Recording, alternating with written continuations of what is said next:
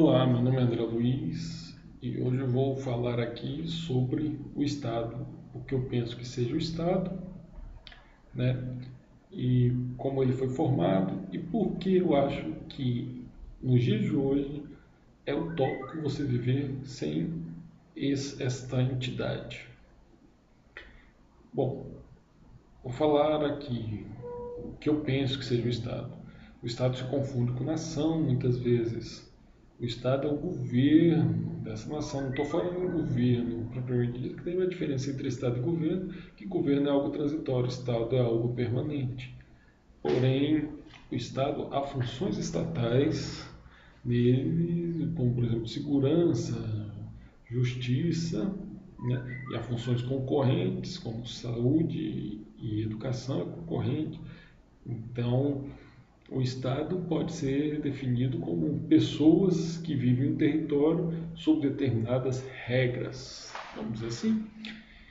Pois bem, como surgiu esta entidade conhecida como Estado? O Estado nada mais é do que o seguinte: é um ente social, né? É aquela entidade com que impõe regras e a sociedade tem que cumpri-la. Aquele que não cumprir vai arcar com as consequências. Como surgiu? Vamos antes da civilização atual. A civilização atual surgiu com a escrita. Então vamos antes, na pré-história. O que é o Estado? Bom, na pré-história, o homem, quando os nossos antepassados ainda eram hominídeos, eles viviam em sociedade, em pequenas tribos. O homem da caverna é um exemplo disso. Viviam onde tinha água e viviam da caça, pesca e da coleta, né? Com o passar do tempo, e vou dizer bem claro, só fazendo um adendo aqui, se não fosse esse aspecto de viver em sociedade, talvez nós não existiríamos, porque era uma vida muito hostil, cheia de predadores, e o homem vivia sob pressão a todo momento, de comunidades rivais, de animais rivais e tudo mais. Então, foi graças a viver em comunidade que hoje chegamos aqui. Podemos ver os nossos primos, os chimpanzés, têm a mesma estrutura social. Eles não são civilizados, eu estou falando de mesma estrutura social. Eles vivem em bandos, em comunidades e há um líder, como havia também quando nós éramos animais que vivíamos em bandos e respeitávamos um líder. E isso sempre aconteceu na comunidade. Então, com o passar do tempo, o homem passou a cultivar a terra e a criar animais.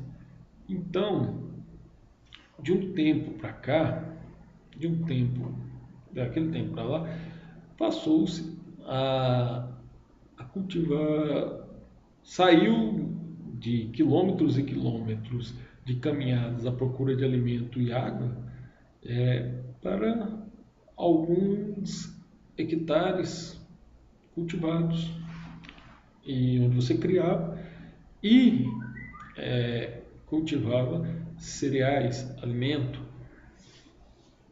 Com isso, as pequenas tribos elas foram ampliando de tamanho e com isso foram trazendo mais pessoas de outras tribos para o quê? Para trocas voluntárias, o conhecido escambo. Se uma tribo produzia, vamos dizer, trigo, a outra tribo produzia arroz, elas trocavam entre si a quantidade proporcional de cada sua produção e com isso garantia um mercado. Um mercadinho rústico, mas era um mercado. Pois bem, com isso foram crescendo as cidades. Então você vê só, tribos diferentes foram formando cidades. Às vezes eram tribos rivais. Tínhamos vários exemplos de tribos rivais viviam se rivalizando e tiveram que viver na mesma cidade.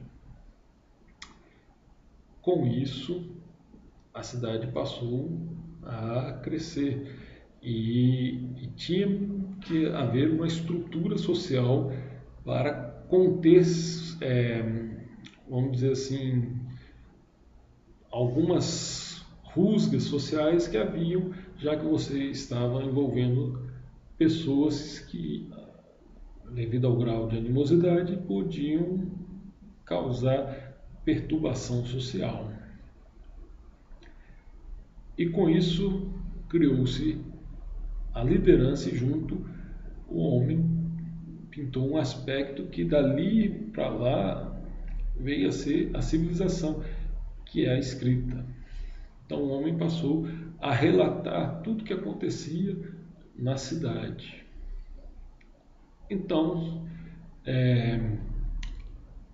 você convivia com aldeias diferentes, pessoas de outras tribos, num mesmo ambiente, foram-se criando as cidades, e com a cidade foi criado a liderança que melhor representava, que é aquela que todas as tribos viam como um melhor caminho a se seguir, né? Um grande líder a se seguir.